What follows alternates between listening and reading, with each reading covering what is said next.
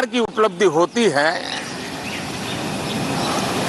तो उसको आधुनिकता से, विज्ञान से, टेक्नोलॉजी से जोड़ करके देखा जाता है।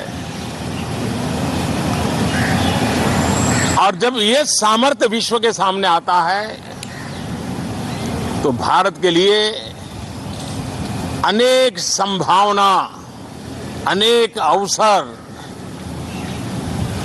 हमारे दरवाजे पर आकर के खड़े हो जाते हैं। G20 की अभूतपूर्व सफलता, 60 से अधिक स्थानों पर विश्व भर के नेताओं का स्वागत, मंथन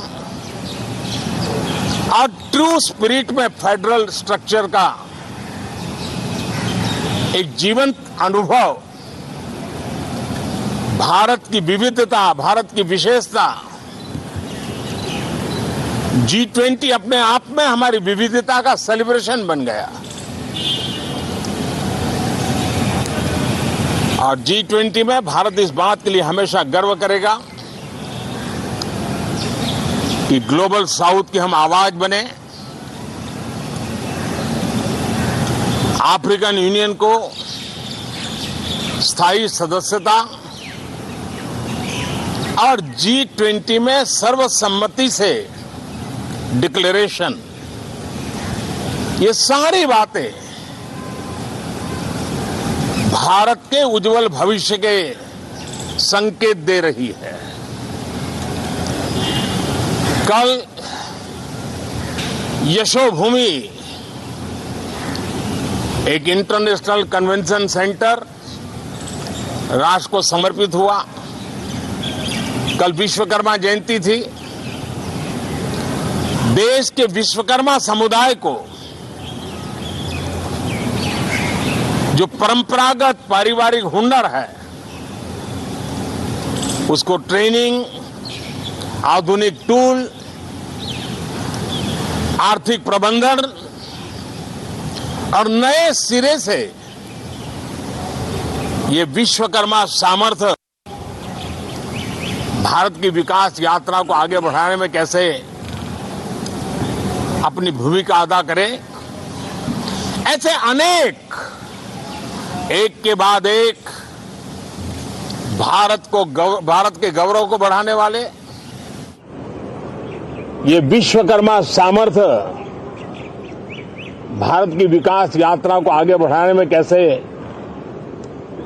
अपनी भूमिका अदा करे, ऐसे अनेक एक के बाद एक भारत के गौरव को बढ़ाने वाले, एक प्रकार से उत्सव का माहौल, उत्साह का माहौल, उमंग का माहौल और सारे देश में एक नया आत्मविश्वास हम सब अनुभव कर रहे हैं।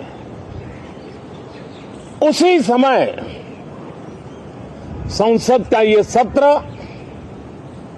इस पार्श्वभूमि में संसद का ये सत्र, ये सही है कि सत्र छोटा है,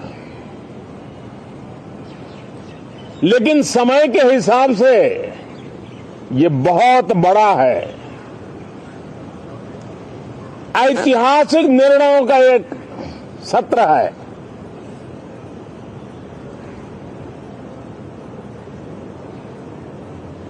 ये सत्र की एक विशेषता ये तो है कि अब 75 साल की यात्रा हम नए मुकाम से आरंभ हो रही है।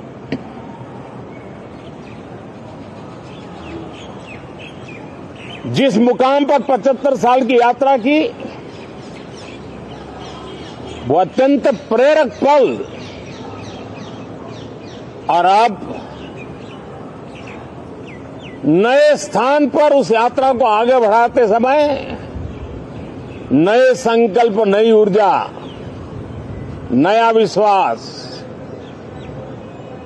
और समय सीमा में 2047 में इस देश को डेवलप कंट्री बना करके रहना है। इसके लिए आने वाले जितने भी निर्णय होने वाले हैं वो इस नए संसद भवन में होने वाले हैं और इसलिए अनेक प्रकार से महत्वपूर्ण ये सत्र है। मैं सभी आदरणीय सांसदों से आग्रह करता हूं कि छोटा सत्र है, ज्यादा से ज्यादा समय उनका मिले, उमंग और उत्साह के वातावरण में मिले।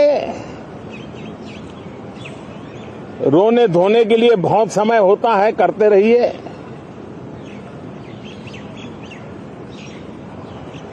जीवन में कुछ पल ऐसे भी होते हैं जो उमंग से भर देते हैं, विश्वास से भर देते हैं। मैं छोटे सत्र को उस रूप में देखता हूं। मैं आशा करता हूं कि पुरानी बुराइयों को छोड़ करके पर्व है। कल गणेश चतुर्थी का पावन पर्व है। गणेश जी विघ्नहर्ता देवता माने जाते हैं। अब भारत की विकास यात्रा में कोई विघ्न नहीं रहेगा।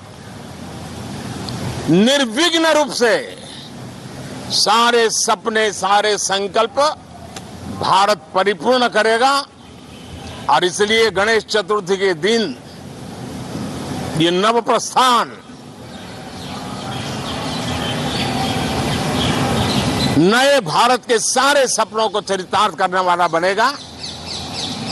इसलिए भी ये सत्र छोटा है लेकिन बहुत मूल्यवान है। बहुत बहुत धन्यवाद।